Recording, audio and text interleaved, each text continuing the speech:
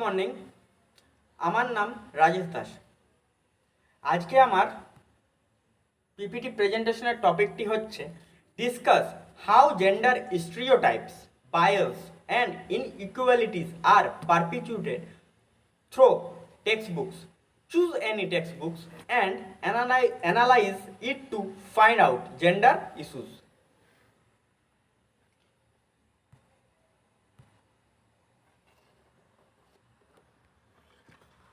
তো প্রথমেই আলোচনা করব ইন্ট্রোডাকশনের পার্টটি। সমাজের প্রতিটি স্তরে লিঙ্গভিত্তিক বৈষম্য দেখা যায়। লিঙ্গ পক্ষপাত এবং লিঙ্গ বৈষম্য একটি গুরুত্বপূর্ণ বিষয় যা বাস্তব ক্ষেত্রে অনেক প্রভাব ফেলে। বিশেষ করে শিক্ষার ক্ষেত্রে পাঠ্যপুস্তকগুলি এই ধারণাগুলিকে শক্তিশালী করে তোলে এবং নতুন প্রজন্মের কাছে এই ধারণাগুলি গেঁথে দেয়। পাঠ্য বইয়ের মাধ্যমে শিশুদের সামনে লিঙ্গ সম্পর্কিত যে চিত্র ও ভূমিকাগুলো উপস্থাপন করা হয় তা তাদের চিন্তাভাবনা, স্বপ্ন এবং ভবিষ্যতের পেশা নির্বাচনকে প্রভাবিত করে। লিঙ্গভিত্তিক পক্ষপাতের ফলে ছেলে ও মেয়ে উভয়ের মধ্যে সামাজিক ও পেশাগত দৃষ্টিভঙ্গির পার্থক্য তৈরি হয়, যা তাদের আত্মবিশ্বাস এবং সমতার প্রতি নেতিবাচক প্রভাব ফেলে। পরের স্লাইডটিতে আমি আলোচনা করব লিঙ্গ বা জেন্ডার। তাহলে লিঙ্গ বলতে সমাজ ও সংস্কৃতি ভিত্তিক সেই বৈশিষ্ট্যগুলিকে বোঝায় যা একজন ব্যক্তি নারী, পুরুষ অথবা অন্যান্য লিঙ্গ পরিচয়ে পরিচিত হয়। এটি শুধুমাত্র জৈবিক পার্থক্য নয়, বরং সামাজিক ভূমিকা, আচরণ, পরিচয় এবং প্রত্যাশার ভিত্তিতেও নির্ধারিত হয়। লিঙ্গ একটি সামাজিক নির্মাণ যা সময়, স্থান এবং সংস্কৃতি ভেদে পরিবর্তিত হয়। বর্তমানে লিঙ্গ ধারণাটি পুরুষ ও নারীর বাইরে ট্রান্সজেন্ডার, নন বাইনারি ইত্যাদি পরিচয়কেও অন্তর্ভুক্ত করে। লিঙ্গের এই বৈচিত্র্য আমাদের সমাজে সমতা, মর্যাদা এবং মানবাধিকারের দৃষ্টিভঙ্গি গঠনে গুরুত্বপূর্ণ ভূমিকা পালন করে। পরের পয়েন্টটি জেন্ডার বায়াস বা লিঙ্গ পক্ষপাত। তাহলে জেন্ডার বায়াস বা লিঙ্গ পক্ষপাত হলো যখন আমরা কোনো একটি লিঙ্গকে অন্য লিঙ্গ থেকে বেশি গুরুত্ব দিই। যেমন যদি স্কুলের শিক্ষকরা মেয়েদের তুলনায় ছেলেদের বেশি গুরুত্ব দেয় তাহলে ছেলেদের জন্য বেশি সুযোগ তৈরি হয়। তাহলে এটি হলো একটি লিঙ্গ পক্ষপাত। পরের পয়েন্টটি হচ্ছে জেন্ডার ইস্যু বা লিঙ্গ সমস্যা। লিঙ্গ সংক্রান্ত সমস্যা বলতে সেই সামাজিক, অর্থনৈতিক ও সাংস্কৃতিক বৈশিষ্ট্যগুলিকে বোঝায় যা নারীর, পুরুষের বা অন্যান্য ক্ষেত্রে ব্যক্তিদের প্রতি ভারসাম্য, বৈষম্য বা বঞ্চনার সৃষ্টি করে। এই সমস্যাগুলি লিঙ্গভিত্তিক ক্ষমতার ভারসাম্যহীনতা, সুযোগের ঘাটতি, নির্যাতন এবং সামাজিক দৃষ্টিভঙ্গির মাধ্যমে তৈরি হয়।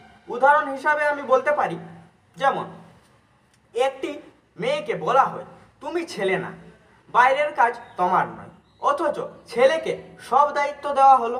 এটি লিঙ্গ বৈষম্যের একটি সাধারণ উদাহরণ।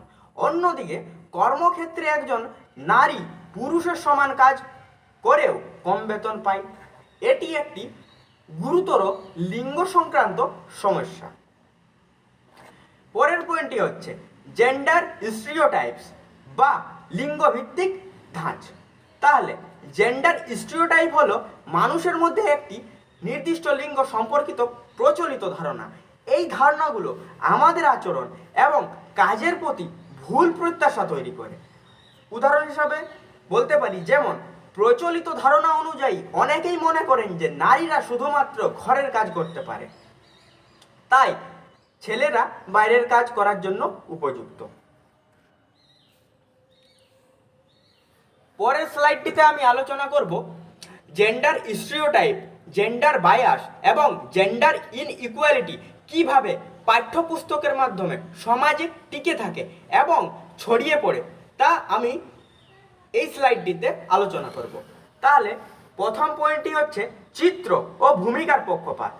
চিত্র ও ভূমিকায় এখানে পিতৃতান্ত্রিক দৃষ্টিভঙ্গিগুলি চোখে পড়ে। সেগুলো হচ্ছে যেমন পাঠ্য বইয়ের চিত্রগুলিতেও প্রায়শই পুরুষকে ডাক্তার, ইঞ্জিনিয়ার, শিক্ষক ইত্যাদি পেশাদার ভূমিকায় দেখানো হয়, আর নারীদের শুধুমাত্র রান্না করা, ঘর পরিষ্কার করা, সন্তান পালন ইত্যাদি গৃহস্থলীর কাজে দেখানো হয়। উদাহরণ, এক পাঠ্য বইয়ে বাবা অফিস যাচ্ছেন আর মা সন্তানকে খাওয়াচ্ছেন। এইভাবে বারবার দেখানো মানে ছেলেদের জন্য বাহিরের কাজ আর মেয়েদের জন্য গৃহস্থ কাজ নির্ধারণ করা হয়েছে। দ্বিতীয় পয়েন্টটি হচ্ছে উদাহরণের পক্ষপাত। ছেলে মেয়ে উভয়ের পরিবর্তে শুধুমাত্র ছেলেমুখী উদাহরণ আমি এই পয়েন্টটিতে দেখাবো। যেমন পাঠ্য বইয়ের প্রশ্ন বা গল্পে ছেলেদের নাম বা চরিত্রই বেশি ব্যবহার করা হয়। যেমন আমি বলছি যে রাহুলের একটি বল আছে, রাকেশ স্কুলে যায়, অথচ মেয়েদের চরিত্র খুবই কমেই ব্যবহার করা হয় বা গুরুত্বহীনভাবে দেখানো হয়।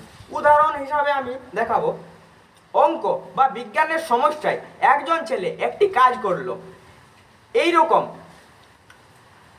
ব্যবস্থা থাকে যেখানে একটি মেয়ের উদাহরণ দিলে ছাত্রছাত্রীরা সমানভাবে নিজেদের কল্পনা করতে পারত। তৃতীয় পয়েন্টটি হচ্ছে নারীর অবদানের উপেক্ষা। ইতিহাস বা সমাজবিজ্ঞানের বইতে নারীদের অবদান না থাকা এখানে আমি দেখাবো। ইতিহাস বা সমাজবিজ্ঞানের পাঠ্য বইয়ের পুরুষ নেতাদের নাম যেমন গান্ধীজি, নেতাজি, টিপু সুলতান, কিন্তু নারী নেত্রীদের অবদান প্রায় অনুপস্থিত থাকে বা একেবারে সংক্ষিপ্তভাবে উল্লেখ করা হয় বা একেবারে যদি আমরা বইতে দেখি যে প্রায় থাকেই না। উদাহরণ হিসাবে ঝাঁসির রানী লক্ষ্মীবাই, বেগম রোকেয়া, মাতঙ্গিনী হাজরার মতো নারীদের অবদান অনেক বড় হলেও পাঠ্য বইয়ে তেমনভাবে আলোচিত হয় না, সেটি অনেক সংক্ষিপ্ত আকারে মাত্র দেওয়া থাকে। পরের পয়েন্টটি হচ্ছে পেশাভিত্তিক বৈষম্য।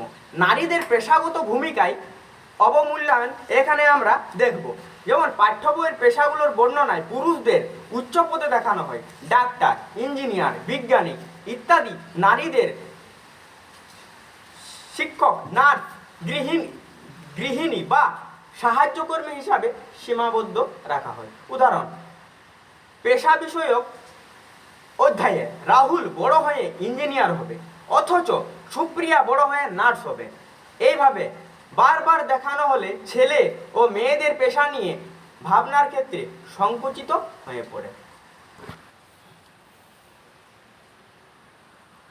পরের স্লাইডটিতে আমি টেক্সটবুক বা পাঠ্যপুস্তক বিশ্লেষণ কিভাবে করতে হয় তা আমি দেখাবো।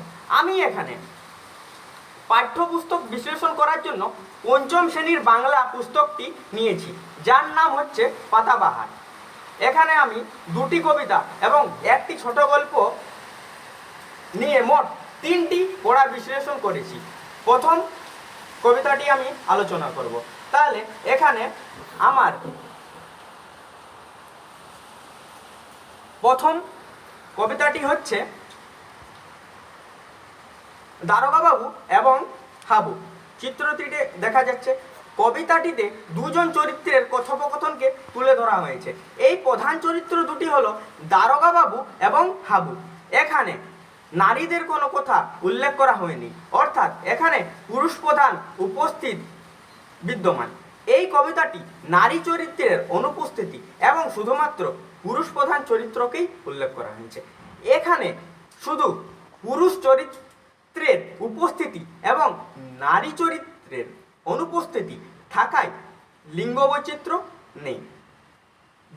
আমার দ্বিতীয় কবিতাটি হচ্ছে পাঠ্যপুস্তক বিশ্লেষণে আমার দ্বিতীয় কবিতাটি হচ্ছে নবকৃষ্ণ ভট্টাচার্যের বিমলার অভিমান। এখানে একটি নারী চরিত্র এবং দুটি পুরুষ চরিত্র রয়েছে। এই কবিতার মাধ্যমে বর্তমান সমাজ পরিবারের প্রেক্ষাপটকে তুলে ধরা হয়েছে ঠিকই, কিন্তু এখানে সমাজের বা পরিবারের নারী এবং পুরুষের প্রচলিত ভূমিকা ও দৃষ্টিভঙ্গিকেই বেশি গুরুত্ব দেওয়া হয়েছে, যার মাধ্যমে কবিতাটি পাঠ করলে আমরা লিঙ্গ স্টিরিওটাইপস এর একটা জলজ্যান্ত উদাহরণ পাই। উদাহরণ হিসাবে আমি দেখাবো, দাদা বড় বেশি খাবে, দাদা তাই তবু বেশি খাবে, আহা সেটি ছোট ভাই। এই পংক্তিটির মাধ্যমে এখানে সুস্পষ্টভাবে আমরা দেখতে পাচ্ছি যে পরিবারের ছেলেরা অর্থাৎ দাদা ভাই বেশি খাবার পায় এবং বিমলার মতো মেয়েরা কম গুরুত্ব পায় সেখানে। দ্বিতীয় উদাহরণটি এই কবিতাটি থেকে আমি বলবো যে মেয়েটির পরনে রয়েছে শাড়ি, হাতে চুড়ি, মাথায় খোপা, কপালে টিপ। এগুলি দেখে বোঝা যায় এই চরিত্রটির অর্থাৎ বিমলার শুধু কাজ করার ক্ষেত্রে নির্দেশ দেই। আমার তৃতীয় পড়াটি হচ্ছে পাঠ্যপুস্তক বিশ্লেষণে আমার তৃতীয় পড়াটি হচ্ছে রবীন্দ্রনাথ ঠাকুরের লেখা ছেলেবেলা। এটা একটা আত্মজীবনীমূলক গল্পকে বিশ্লেষণ করে লেখা।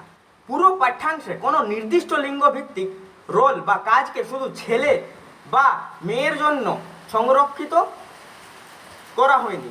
গল্পের কেন্দ্রে রয়েছে শিশুর অর্থাৎ রবীন্দ্রনাথের শৈশব জীবনের, যার বর্ণনায় মূলত পরিবেশ, খেলার জায়গা, প্রকৃতি এবং অনুভূতির কথাই এখানে আমরা বারবার পেয়েছি। এখানে কোনো মেয়ে শিশুর উল্লেখ নেই। এখানে কোনো লিঙ্গ পক্ষপাত আমরা দেখতে পাই না, কারণ এটি একজন পুরুষ বা পুরুষ শিশুর আত্মজীবনীমূলক অভিজ্ঞতা। এটিতে কেবলমাত্র পুরুষ অভিজ্ঞতাকেই কেন্দ্র করে রচনা করা হয়েছে। এই পাঠ্যাংশে নারীর অভিজ্ঞতা প্রায় অদৃশ্য থেকে গেছে। এটি একটি ওয়ান জেন্ডার পার্সপেক্টিভে পাঠ্যাংশে, যা সমতা বা অন্তর্ভুক্তির দিক থেকে কিছুটা সীমাবদ্ধ। পরের স্লাইডটিতে আমি কনক্লুশন বা উপসংহার দিয়ে শেষ করব। সবশেষে বলা যায় যে পাঠ্য বইয়ের মাধ্যমে লিঙ্গ স্টিরিওটাইপ, লিঙ্গ পক্ষপাত, লিঙ্গ বৈষম্য এগুলি পড়া অত্যন্ত জরুরি, যা আমাদের সমাজ মূল্যবোধ ও ধারণাকে প্রভাবিত করে। এই ধরনের পক্ষপাত উপস্থাপনায় শিশুদের মনে ভুল ধারণা তৈরি করে এবং তাদের ভবিষ্যতে ও সমাজ মাধ্যমে নেতিবাচক একটা প্রভাব ফেলে। তাই পাঠ্য বইয়ের বিষয়বস্তু এবং উপস্থাপনার পরিবর্তন আনা অনেক জরুরি। আমাদের উচিত এমন পাঠ্য বই তৈরি করা যা লিঙ্গ সমতা, বৈচিত্র্য এবং সকলের অবদানকে প্রদর্শিত করবে। এর মাধ্যমে নতুন প্রজন্মের কাছে ইতিবাচক মনোভাব ও ভূমিকা তুলে ধরবে, যাতে একটি সাম্যবাদী সমাজ গড়ে তোলা যায়। তার পথ দেখাবে। ধন্যবাদ।